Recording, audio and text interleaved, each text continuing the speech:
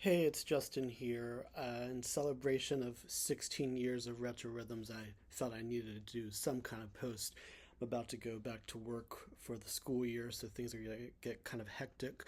But I was thinking, what part of my collection could I maybe spotlight a little bit of that I haven't really talked about or showcased in depth to any degree?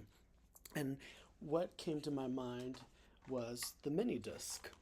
And some of you may be familiar with this from your own collections. Some of you may have seen a photo post I made recently of one I had added to my collection. So I'll begin by explaining the format a little bit. You can find plenty of videos on YouTube about the history of it and technicalities. I'm certainly not an expert on that, but I can give you some background based on when I was growing up and they came into existence and how my personal history of them went. So, it still goes. This is the portable mini disc player that I used for about 5 years. And it's important to keep in mind that this was a format that encompassed some of the digital technology of a compact disc, but it had some of the features that one might associate with an analog format, such as the audio cassette.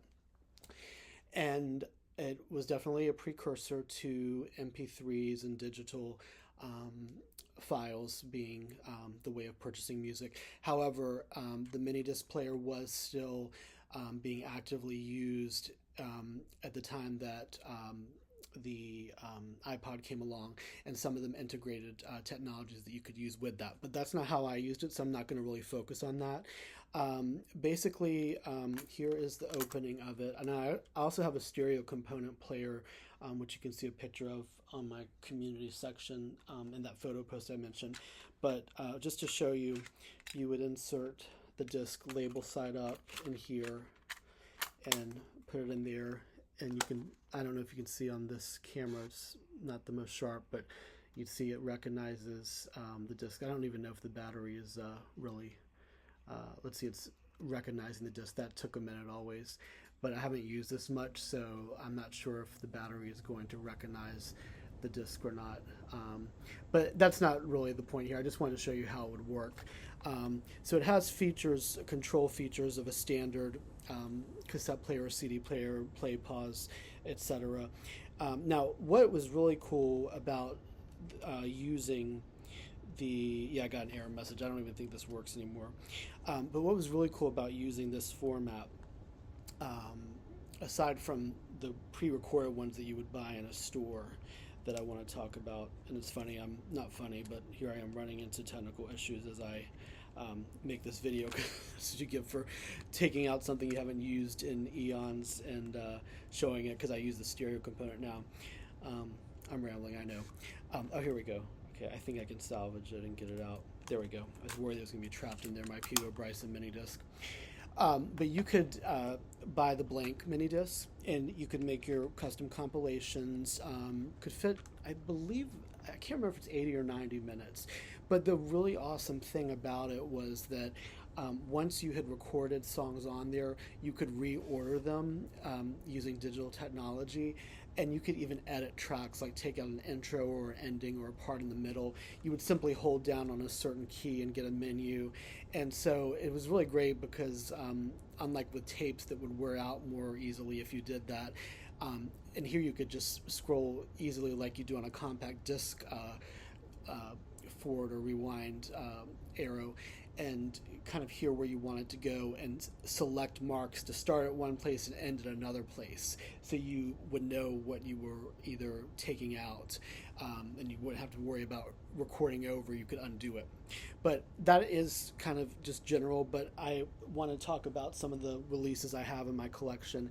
And I started to see mini discs in the United States in 1994. I believe they were around a year or so before, and I would see them in select stores up until about 2001. It seemed shortly after that the commercial ones stopped being made. The blanks were still made for a good decade almost, I believe. So let's talk a little bit about the artist, and then I'll interweave some of the mini disc stuff into it.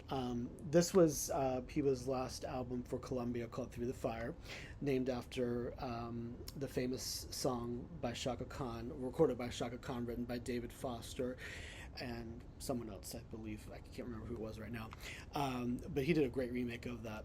And so this was an album that came a couple years after the success he had with the massive duet A Whole New World with Regina Belle from Aladdin.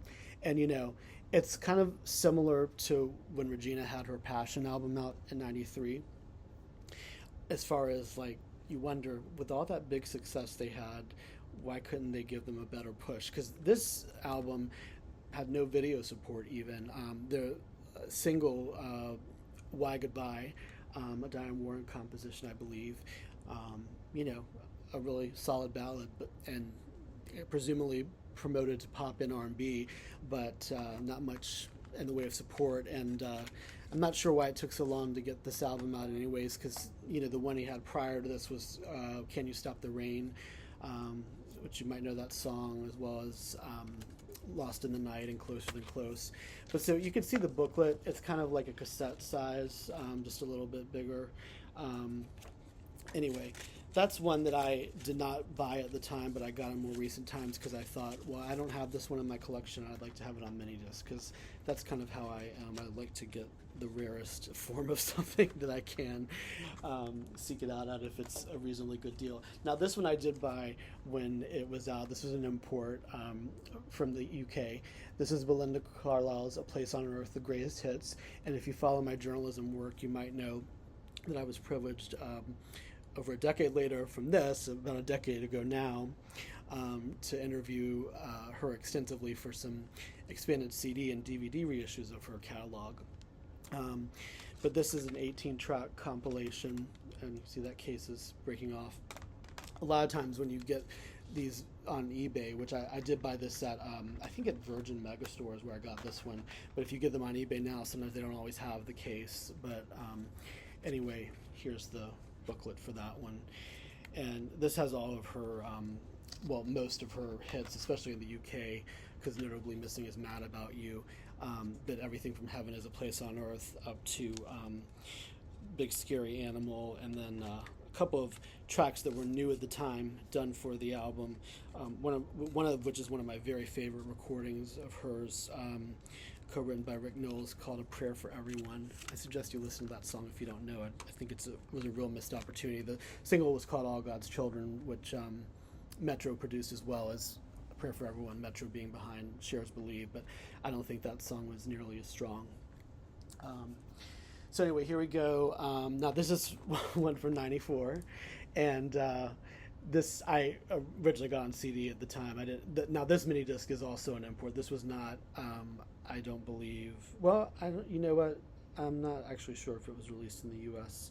It may have been. I know it was a UK release on mini disc because the vinyl I have of it mentions that. But anyway, some of them were, you know, like other CDs at the time, you know, may have had like a specific territory release, like Japan. Like I know their album Step by Step, which is one of the really popular ones. I think there was a Japan-specific release of that made us. But anyway, this is, I have to say, and you know, New Kids on the Block are still touring. They've been together longer this go-around, much longer than they were the first go-around. But this was when they had broken from Maurice Starr. And again, it's in the Sony family, and it's so common. I mean, there's so many great releases from the Sony, and prior to that, CBS family in R&B and pop from the 80s and 90s. But so much, like, so many albums that, you know, you think just this lack of support is kind of confounding, because this came like 2 years almost in total after what would technically be the lead single, called If You Go Away. That's a song co-written by Trey Lorenz. That was in the top 20, I believe, of the pop chart in early 1992, spring 92. They changed their name to NKOTB for this. Teddy Riley worked with them on a lot. A lot of this was recorded in Virginia Beach, which is where I'm from. Didn't see them in the studio, obviously, but I was doing a magazine at the time, so I would hear a lot about that. And some really good stuff. Now, a lot of the background vocals, I have to note, were not done by the group. There were session singers, including the late, great Dee Harvey, who you can hear a song on on my channel called "Just As I Am." He toured with, I believe, Rod Stewart for a long time. Really underrated vocalist. Had an album on Motown. And there's a song on here called "Let's Play House," which is one of my favorites. Really mellow New Jack Swing tune that Jordan does, and it really showcases his ability so much better than I think a lot of the New Kid stuff even. But Dee Harvey, his voice is very prominent on the background harmonies on that. Now this is an album. Now this one I have had for a long time. I got it like in the early 2000s, but the album is from 1993. It's Cyndi Lauper's "Hat Full of Stars," and of course Cyndi is getting ready to do her farewell tour now. This is again Sony, because that's the thing I have to mention, and you probably guessed it if you don't know already, that Sony was kind of behind the Minidisc, because most of the releases, well, I would say like 75% overall Minidisc were from Sony distributed labels, because they were the manufacturer behind it. Now there were ones such as the Belinda one that I showed you, which is not Sony, which is Virgin, and other ones that you'll see. But again, now this was after her "A Night to Remember" album. Now this one you can see I kept the seal on, so I will open that. "A Night to Remember" was from 1989. That included the song originally recorded by Roy Orbison, "I Drove All Night," and it's the same songwriters, I believe, Billy Steinberg and Tom Kelly, that did "True Colors," but this was 4 years after that album, and that had that top 10 hit. And I think by the time this was released in 93, so much momentum was lost. Now, I interviewed Cyndi as well in 94, or 95, excuse me, which you can hear a lot of that on my channel. I love this album. There are so many great lyrical and musical moments on here. Catherine Russell, great session vocalist and jazz singer and other types of music singer in her own right, whose work I've reviewed in the past, and I've seen her live. She's great. She did some backgrounds on this, and That's What I Think. And there's songs like "Broken Glass" and "Lies" that have to do with physical and mental abuse that are so wonderful. There's a song called "A Part Hate," which, as you can guess, is about apartheid, which has the great Hugh Masekela on it. The title cut, "Hat Full of Stars," is just so like gut-wrenching and beautiful.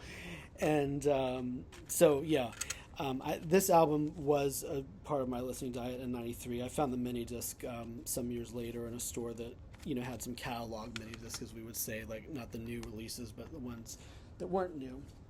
Now here's one that's not Sony. This is from the Warner family. This is Madonna's The Immaculate Collection, which was, of course, her first greatest hits collection in 1990.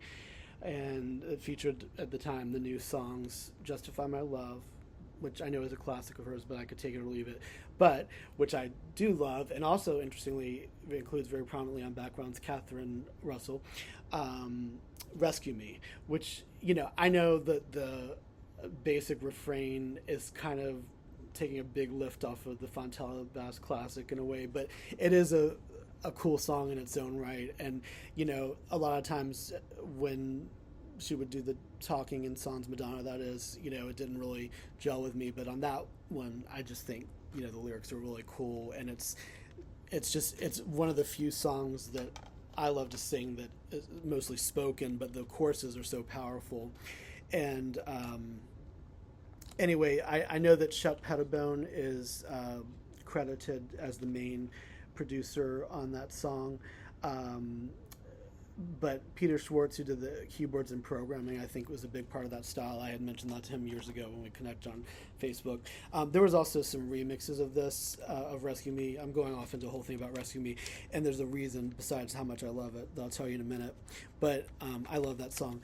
And when Madonna performed at the Billboard Music Awards in 2019, shortly before the release of her last to-date studio album, Madam X, the reporter had asked her about the fact at the time that one of the, I think, 3 top 10 hits she had never performed live was "Rescue Me."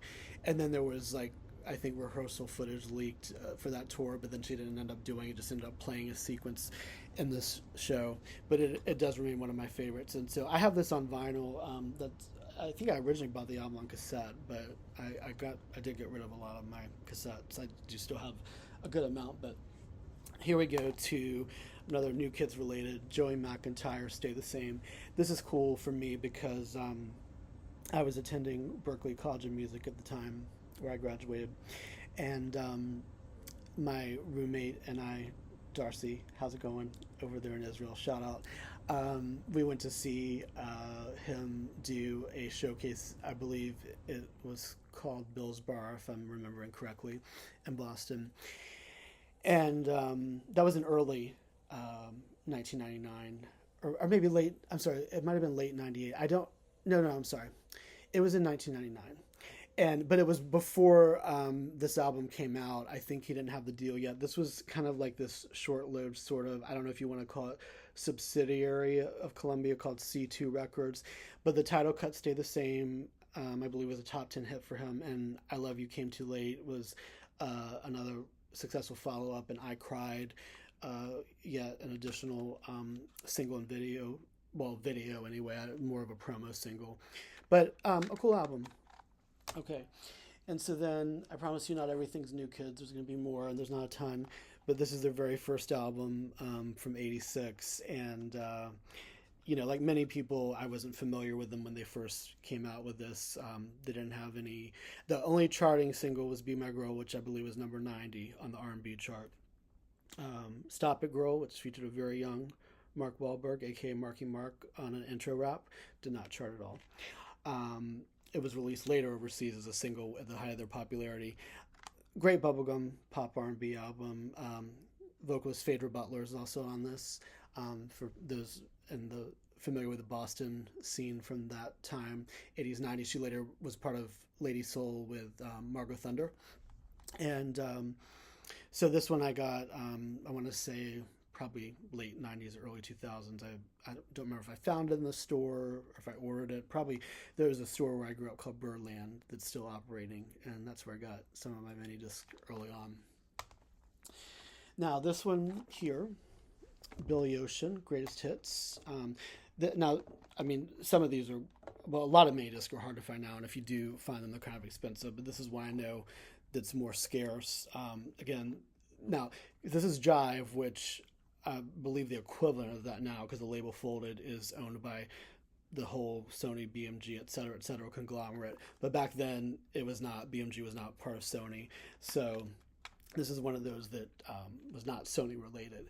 But Billy Ocean, one of my favorites. Again, someone I had the pleasure of interviewing, also meeting, seeing a concert, doing liner notes for a reissue of his most underrated album, Inner Feelings, pre-Caribbean Queen, pre-stardom, like pre-superstardom, global superstardom. But this has all the big hits like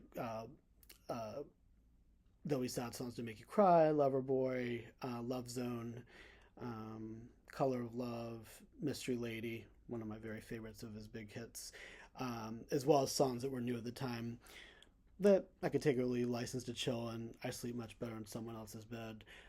That one featuring Fresh Prince, aka Will Smith. All right, so now here we go to a lady with so many loving followers around the world, Diana Ross. Every Day is a New Day. So this is again non-Sony. Now this was Motown in the U.S., but this release is definitely from overseas because it was on EMI. And this was, I kind of think of, I mean, she's done 2 albums since then. So one being in 2006, Call I Love You, and one in 2021, Thank You, which I reviewed for Soul Tracks, the wonderful site that I've been writing for a decade. But this is kind of the last of her regular output of studio albums. This was the last one with Motown after she had rejoined in '89. It opens with He Lives in You, the song from The Lion King. The songs that came out from this kind of were more known for their dance remixes than the original versions on here. A ballad called Until We Meet Again, which was in that movie Double Platinum that she did with Brandy shortly after the release of this, and Not Over You Yet. De-Influence, I think. I can't remember if they did I don't think they did the original production. I think it was their remix that was popular, but Chucky Booker was involved in writing and producing some on this too.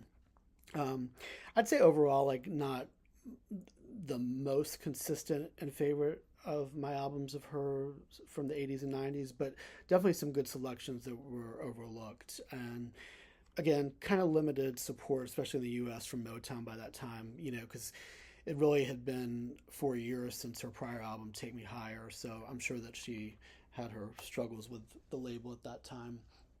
Um, Now here's Miss Taja Savell. I say the Miss with a little smile because in her second album called Fountains Free, she did allude to herself as that. I don't know if she would do that now.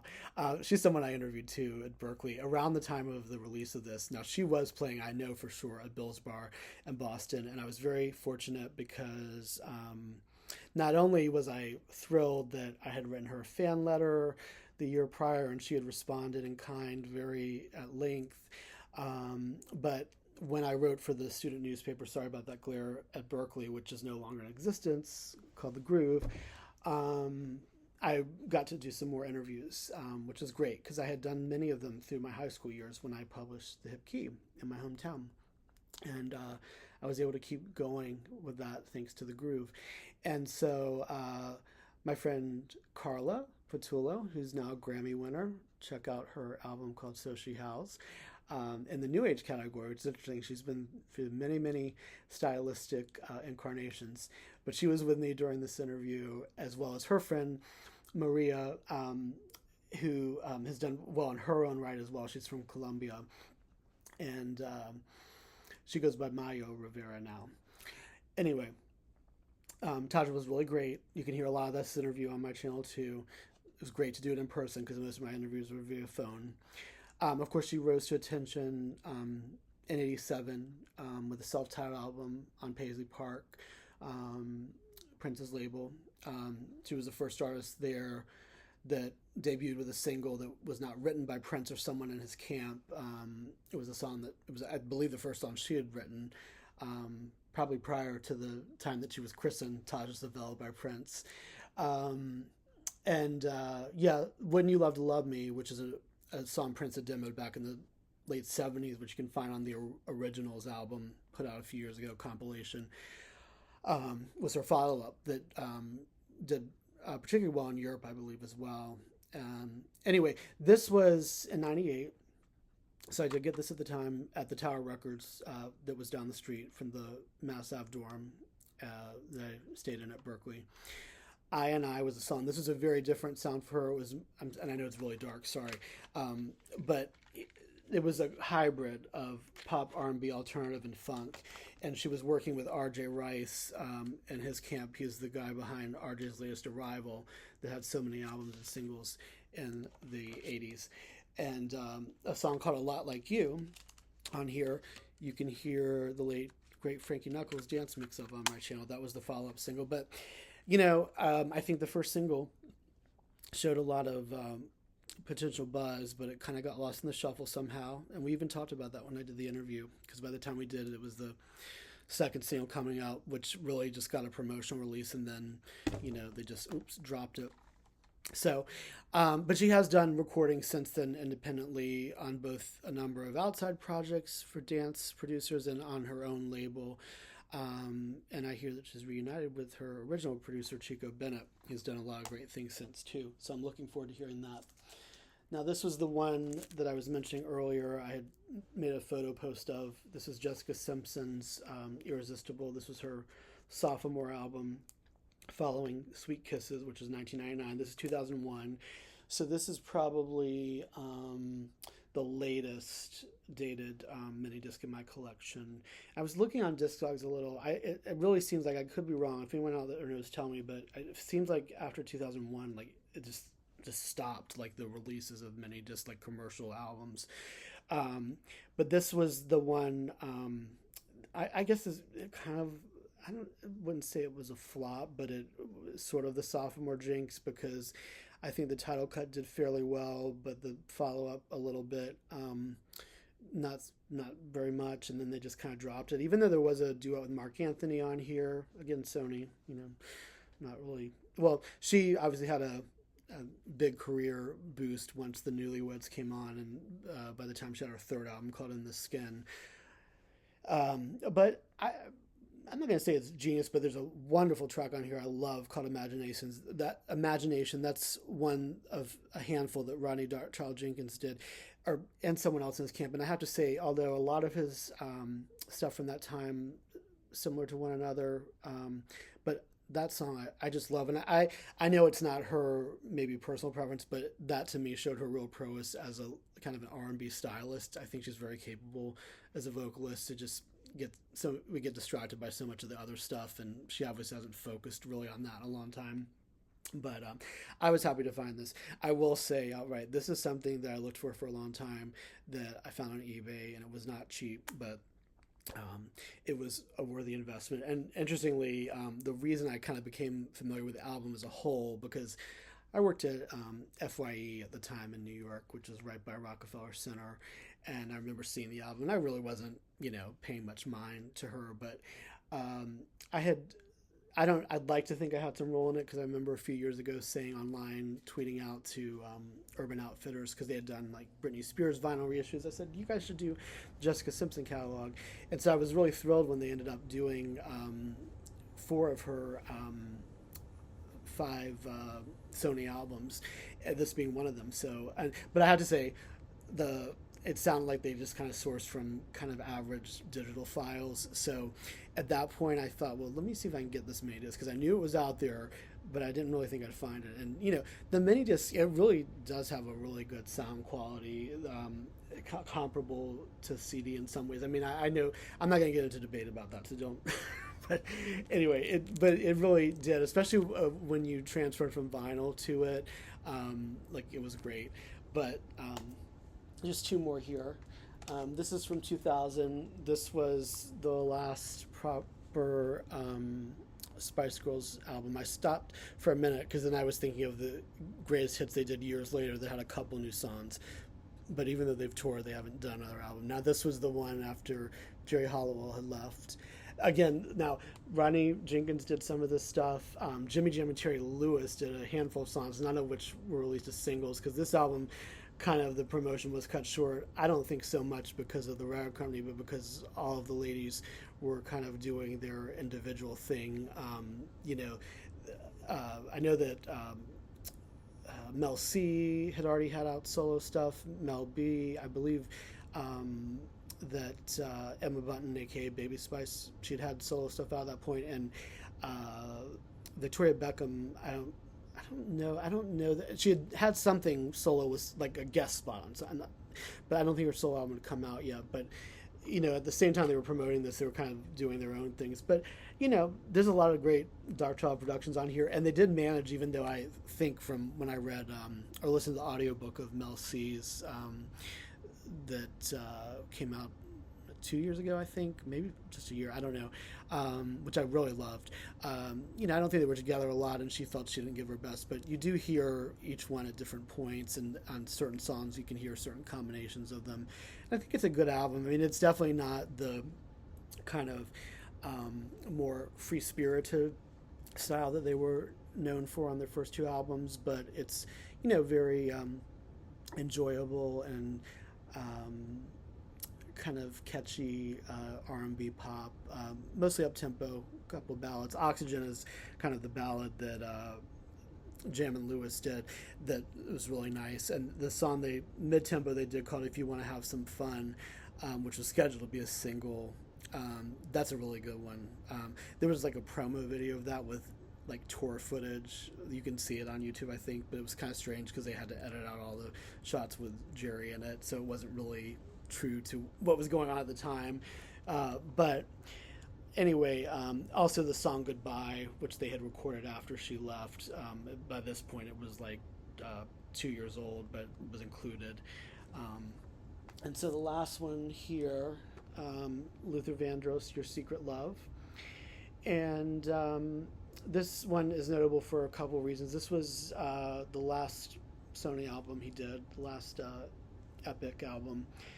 There's a duet with Lisa Fischer on here called Whether or Not the World Gets Better. Of course, Lisa Fischer, having done backgrounds for him for, decades. And she's someone else I had the honor of interviewing for Berkeley's The Groove. You can hear that here on my channel too. And I did that years before the 20 Feet from Stardom. And there's a song, interestingly, with Deidre Spin uh, Roper of Salt and Pepper, aka Spinderella, called "I Can't Wait No Longer." The title cut, "Your Secret Love," I think was probably the most popular tune. But there is a song here that has an interesting history. It's called "Crazy Love," and there's a lot of people involved in writing that, or a few, I should say. Alan Rich being one, who's written so many great songs that I love. He wrote it with David Lasley and I'm just making sure I'm reading this right. It's very tight. Robin Lerner, I'm not as familiar with. So the song was first recorded by Amy Keys, another legendary background vocalist who toured with Phil Collins a long time in '89 and 1990. Ada Dyer, who it was originally known as Ada Retha on some Norman Connors albums, like the song Invitation that was later sampled. Was it Most Def? I can't remember. Sorry. And she toured with likes of Shaka Khan, but she had it on a Motown album that was barely released. But that's like my favorite version. It's wonderful, absolutely, arrangement and the vocal. Then Patti LaBelle did it in 1991 on the Burn album, and then like 4 years later, Sheena Easton did it on her last MCA US album, My Cherie, and that's a great version too. So the Luther version I like. I think it. There had been so many versions at that point. There were all the other ones were female. I felt his was actually closest to the Ada Dyer one. I don't remember. I think she worked with him. So I don't. He might have been familiar with it. I mean, he didn't like copy it, but there were things from that arrangement which were you could definitely pick out were the same, and hers wasn't like known that much because it wasn't a single, and it was barely released. Anyway, so that's my Minidisc collection, and I through the years recording, because I would make a lot of compilations to exercise to, and then like make artist compilations that didn't have official CDs. So this is like my folder of like my 100 plus like mini discs that I made, the listings. I do still have all the discs, and I will pull them out sometimes and transfer them to CD because I don't really use the portable that much anymore. I have used it at times, but like just so you can see, this is like the blanks, and you could have a label that you put on it, and on the back as well. So, it was a great thing, and you could it had a plug with RCA cable, so you could plug it into the stereo directly, and then there was also you could run it on batteries, but you can also have it. I want to say this because it's been so long since I used it that way. But yeah, the power outlet as well. But also in the car, you could use one of those. I don't know if you ever had them, cassette tape adapters, like for like CD players. Like so, if you had like only I don't know external CD player or something. Am I getting this right? This has been so long. This is where my memory gets a little fuzzy because you get so used to doing things a different way as far as you're listening.